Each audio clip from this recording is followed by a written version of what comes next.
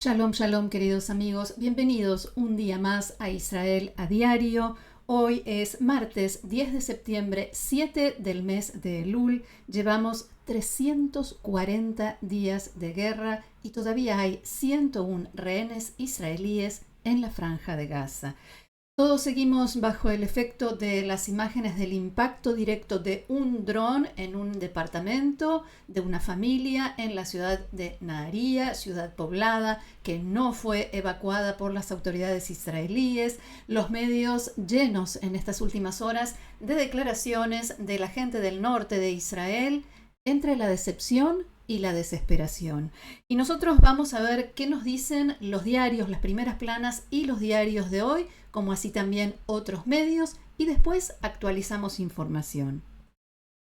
Comenzamos por la tapa de Israel Hayom, que muestra precisamente la huella que dejó ayer el impacto directo de un dron de Hezbollah en un departamento en la ciudad de Nahariya. El titular dice: la vida a la espera del golpe, o sea, del impacto de un dron o de un misil. Y la bajada amplía. Sometidos a bombardeos y drones de Hezbollah, la vida de miles de israelíes en el norte es una tortura continua y tampoco hay una esperanza en el horizonte. Después de un amplio ataque israelí en Siria, continúa el diario, decenas de misiles fueron disparados desde el Líbano. Y citan al comandante en jefe del ejército, o sea, de Tzahal, Herzi Halevi: un hecho muy grave, el que sucedió en Nahariya. Estamos listos con planes operativos de acción. En este sentido, el diario Yediot Aharonot destaca hoy que los disparos de misiles y drones de ayer contra Nahariya exigen una respuesta israelí adecuada, pero que en este momento Israel no tiene la intención de patear el tablero, como se dice comúnmente, y así lo dice el diario, tal como sucedió, por ejemplo, después del ataque de Hezbollah hace 2 semanas en represalia por la eliminación de Fuad Shukar, uno de sus, o quizás su máximo comandante. En Yediot justamente hay un artículo del experto en temas militares, Yossi Yoshua, que explica que el ataque de ayer tuvo como objetivo infraestructura iraní, cuyo propósito es proveer armas a Hezbollah, a la organización terrorista, para que pueda atacar a Israel.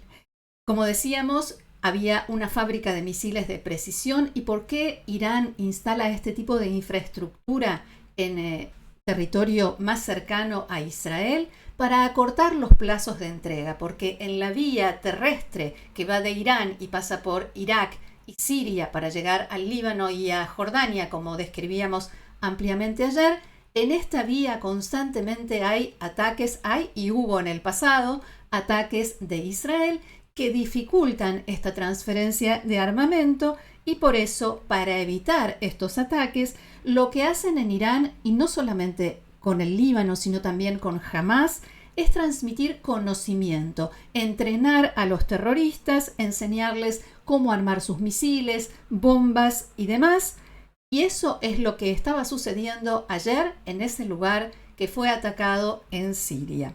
Vuelvo al artículo de Yediot porque señala que los medios árabes informaron que hubo 18, otros medios internacionales decían 25 muertos en el ataque en el Centro de Investigaciones en Siria, y eso muestra, según este experto, que el objetivo era esencial, era crítico, y que por ello fue atacado. Y me permito agregar, ¿por qué Siria? Porque Siria es un país que ha perdido por completo su soberanía. Desde la guerra civil en la que Irán le salvó la vida, y no solamente política, al presidente sirio Bashar al-Assad, Assad depende completamente de Irán y le ha dado total libertad de acción para actuar desde allí y tener una frontera, una plataforma de acción desde una frontera muy cercana a Israel. Estamos viendo ahora la primera plana de Haaretz, que se refiere hoy a las negociaciones por un acuerdo de cese de fuego y liberación de los rehenes que fueron secuestrados el 7 de octubre en Israel. En la información dentro del diario Haaretz destaca que el presidente norteamericano Joe Biden llevó a cabo en las últimas horas una reunión con el Consejo de Seguridad Nacional para tratar de sacar las negociaciones de la situación de congelamiento en la que se encuentran. Y esto desde hace semanas. El informe dice que antes de esta reunión, asesores del presidente Biden dialogaron con representantes de los países mediadores, o sea, Egipto y Qatar, para que presionen a Hamás para que dé marcha atrás de estas nuevas exigencias que ha presentado en el marco de las negociaciones. Recordemos, Hamás exige ahora la liberación de más terroristas palestinos presos en cárceles israelíes a cambio de los rehenes secuestrados en Israel. En el gobierno norteamericano, dice Haaretz, piensan que estas exigencias de Hamás son desmedidas y que de todos modos la organización terrorista no merece ningún beneficio extra después que asesinó a quemarropa a los 6 rehenes israelíes, y esto es evidente. Uno de los líderes de Hamás, Isad al-Rishaq, desmintió que la organización haya presentado exigencias nuevas y dijo que se trata de un intento de boicotear el acuerdo y no llevarlo a la práctica. De todas maneras, según Haaretz, en la Casa Blanca consideran que las nuevas condiciones de Hamás constituyen ahora el mayor obstáculo con el que se enfrentan las negociaciones y las posibilidades de llegar a un acuerdo, mucho más que la postura del primer ministro israelí Benjamin Netanyahu, que dice que sostiene que las tropas israelíes deben permanecer en el corredor Filadelfia, allí en la frontera entre la Franja de Gaza y Egipto. Mientras tanto, esa nueva propuesta que teóricamente el gobierno de Biden iba a presentar en estos días, incluso se hablaba del fin de semana pasado, no se ha presentado, casi que no se habla más de esa propuesta, y esto es una señal de las pocas esperanzas que tienen todas las partes involucradas en lo positivo que pueda llegar o lo exitoso que pueda llegar a ser este nuevo intento. El diario también comenta que el gobierno norteamericano está preocupado por el alcance de la cobertura mediática de las negociaciones. Dicen que todo lo que sucede, por pequeño que sea o importante que sea, tiene una tremenda repercusión y cobertura de todos los medios, y en este sentido dan el ejemplo de que hace poco tiempo Estados Unidos llegó a un acuerdo de intercambio de prisioneros con Rusia muy lejos de la mirada de los medios de comunicación, algo que se dio a conocer cuando ya estaba resuelto y poniéndose en práctica. Parece evidente de todas maneras que en Estados Unidos el foco de atención va a estar puesto y está puesto ya, pero sin duda en las próximas 24 horas, en el debate de campaña electoral presidencial entre los dos candidatos, Donald Trump y Kamala Harris. Y a esto precisamente se refiere en su columna de hoy la periodista Nehama Dweck en el diario Israel Hayom. Faltan menos de 2 meses para las elecciones presidenciales en Estados Unidos, dice Nehama Dweck, que tendrán un gran impacto, mucha influencia en lo que suceda aquí en Israel, sin entrar en la cuestión de cuál de los dos candidatos es mejor para Israel, algo que se discute sin duda. Lo importante es qué hará el presidente Biden en los próximos 5 meses que le quedan de mandato, pero muy especialmente en el tiempo que le queda entre el momento de las elecciones, el momento en que se sepa quién va a ser el próximo presidente de Estados Unidos y el instante en que tenga que dejar el cargo. Porque en ese momento, dice la periodista, va a tener mucho poder y mucha libertad de acción para hacer lo que él considere. Y si quiere, dice, puede obligar a las partes a firmar un acuerdo. Si así lo decide, puede presionar a Israel para que retire las tropas del corredor Filadelfia, incluso utilizando o sugiriendo que podría utilizar la ayuda económica de Estados Unidos como medio de presión, y Biden puede también volver a poner sobre la mesa la posibilidad de una normalización de relaciones entre Israel y Arabia Saudita como punto culmine, digamos, del acuerdo entre las partes y como condición para el fin de la guerra. Y supongo yo que también tendrá más libertad de acción y más poder para, por ejemplo, presionar a Qatar para que presione verdaderamente, realmente a Hamás para que firme el acuerdo. Nos vamos a la tapa del diario Ma'ariv, que abre su edición de hoy también hablando sobre los secuestrados, pero desde otro ángulo. La cita del titular dice: mi hijo fue asesinado en un túnel que usted construyó, y se refiere a la grabación de una conversación que mantuvieron el primer ministro Benjamin Netanyahu y su esposa Sara con la familia de Ori Danino, uno de los 6 rehenes que fue asesinado por Hamás en la Franja de Gaza. La conversación tuvo lugar durante la semana del duelo, la Shiva, en la que la gente va a visitar a la familia en duelo, y también Benjamin y Sara Netanyahu fueron a hacer esta visita.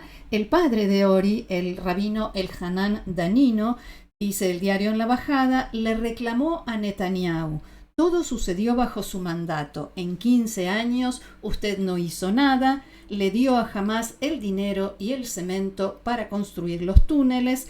Benjamin y Sara Netanyahu culparon a las fuerzas de seguridad israelíes, a factores internacionales de lo que pasó, y Sara dijo que Benjamin Netanyahu está solo frente al mundo.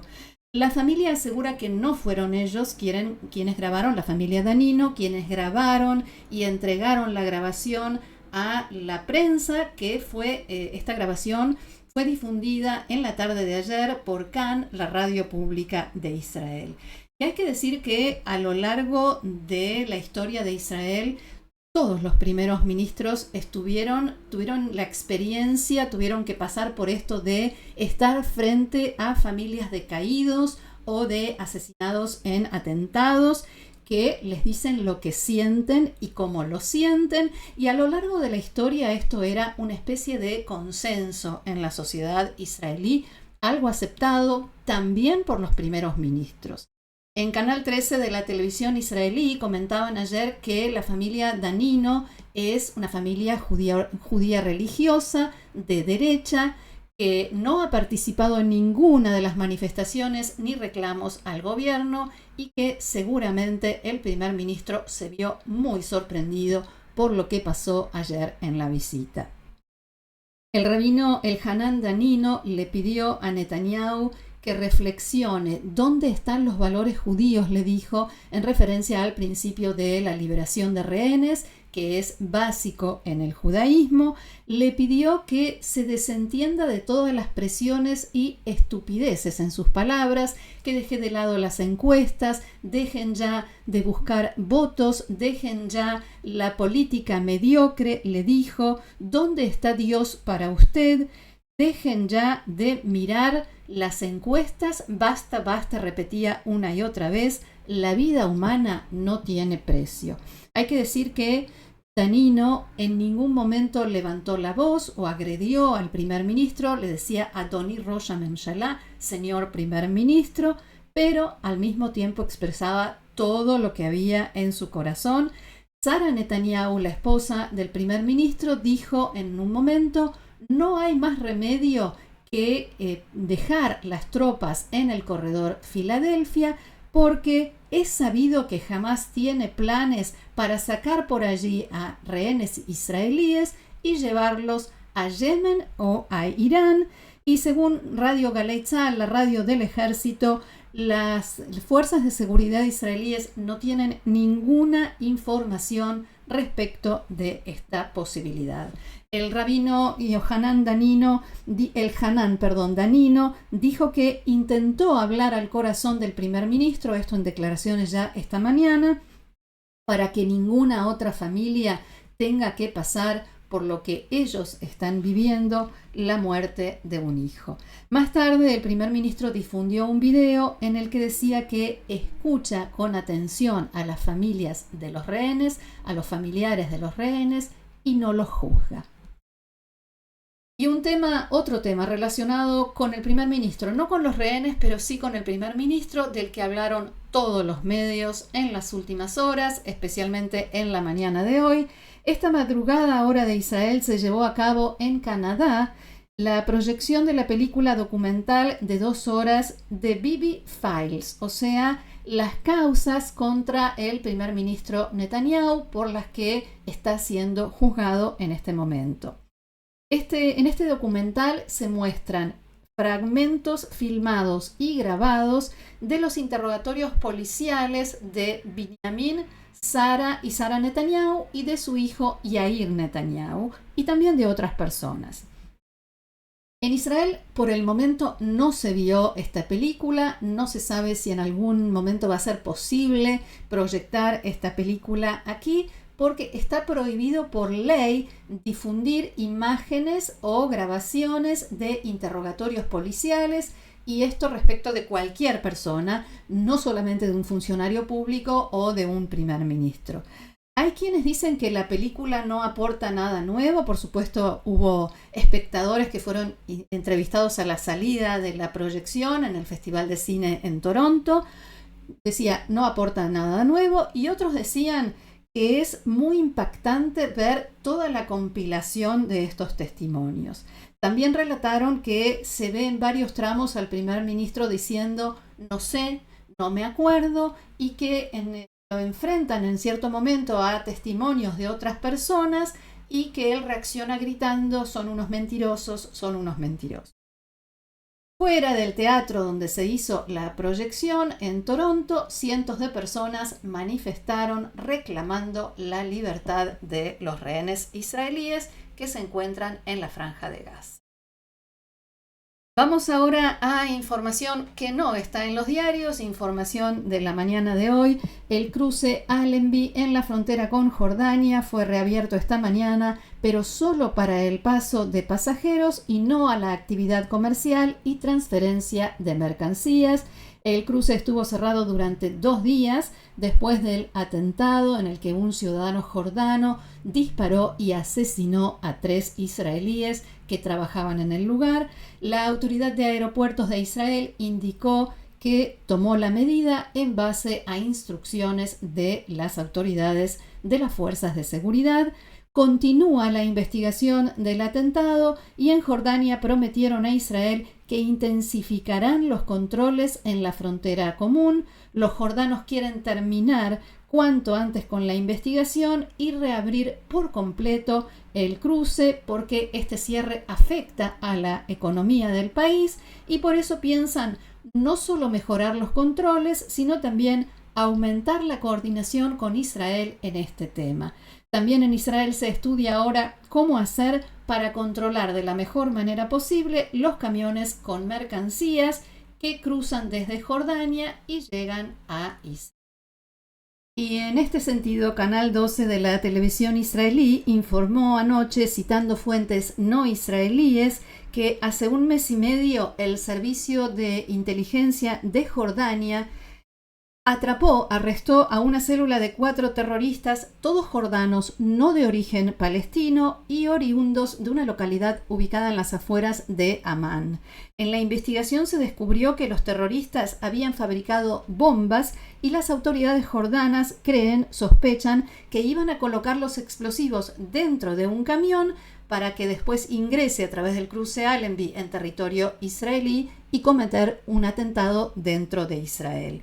Recordemos que a mediados de junio los medios jordanos publicaron que en la zona industrial de Amán fueron encontradas grandes cantidades de explosivos que fueron ingresados de contrabando por Irán a Jordania, como decíamos ayer, con la intención de desestabilizar al reino, y en los últimos 2 meses fueron descubiertas al menos 3 células de ciudadanos jordanos activadas desde lejos por Hezbollah, con personas que fueron reclutadas principalmente a través de Internet. Otra noticia, se conocen más detalles de un operativo que realizaron en la tarde de ayer fuerzas de seguridad de Israel cerca del cruce Horshim en la Ruta 6 en el centro del país. Allí fue arrestado un palestino que planeaba un ataque terrorista inminente en Israel. El sospechoso fue arrestado después de que la policía detuviera un minibús que transportaba a 12 palestinos que habían ingresado en forma ilegal a Israel. El servicio de seguridad dijo que el interrogatorio del sospechoso arrojó información que condujo al arresto de otros 2 sospechosos en sus casas en la localidad de Bani Naim, cerca de Hebrón, en la margen occidental. Las tropas israelíes encontraron armas destinadas al supuesto ataque. Y el ejército israelí informó que esta madrugada llevó a cabo un ataque de gran envergadura en Han Yunes, en el sur de la Franja de Gaza, con el objeto de eliminar a 3 comandantes de alto rango de Hamas, que se escondían en la zona humanitaria de Al-Mawasi, en la costa sur de la franja. El ejército israelí los identificó como Samer Ismail Hader Abu Daka, jefe de las fuerzas aéreas de Hamas, Osama Tabash, jefe de vigilancia y objetivos de la división de inteligencia de Hamas, y Ayman Makhouh, otro alto oficial de Hamas. También indicaron que los 3 estuvieron directamente involucrados en la masacre del 7 de octubre y en otros ataques contra tropas israelíes en Gaza y contra Israel en los últimos meses. Las autoridades de Hamas en la franja afirmaron que 40 personas murieron y 60 resultaron heridas en este ataque israelí, mientras que en Israel afirman que esta cifra no es correcta, no es real. El ejército indicó que tomó una serie de medidas para minimizar el daño a civiles, incluyendo una prolongada recopilación de información y vigilancia aérea continua. Hamas difundió un comunicado en el que negó que hubiera milicianos, dicho esto entre comillas, o sea, terroristas, en el área humanitaria en Han Yunes. Y aquí vemos a los hermanos mellizos Gil y Ziv Berman, que se encuentran en cautiverio de Hamas desde el 7 de octubre, cumplen hoy 27 años. Y están, como decía, en la Franja de Gaza. En declaraciones a FM 103, Maccabit Mayer, tía de Gil y Ziv, dijo que este es un día al que no queríamos llegar, una mañana en la que no queríamos despertarnos en una mañana así. No podemos creer que este cumpleaños lo pasarán en el infierno, en la oscuridad. Ni siquiera tenemos idea de si saben que hoy es el cumpleaños. Así que nos despedimos una vez más con el deseo de que Gil, Ziv y todos los rehenes que se encuentran en la Franja de Gaza vuelvan a Israel lo más pronto posible, ya que regresen a casa todos. Hasta aquí nuestro encuentro de hoy. Muchísimas gracias por habernos acompañado. Los invito, como siempre, a seguir nuestro canal, a regalarnos un like, un me gusta, a compartirlo y nos reencontramos mañana. Que tengamos buenas noticias. Shalom.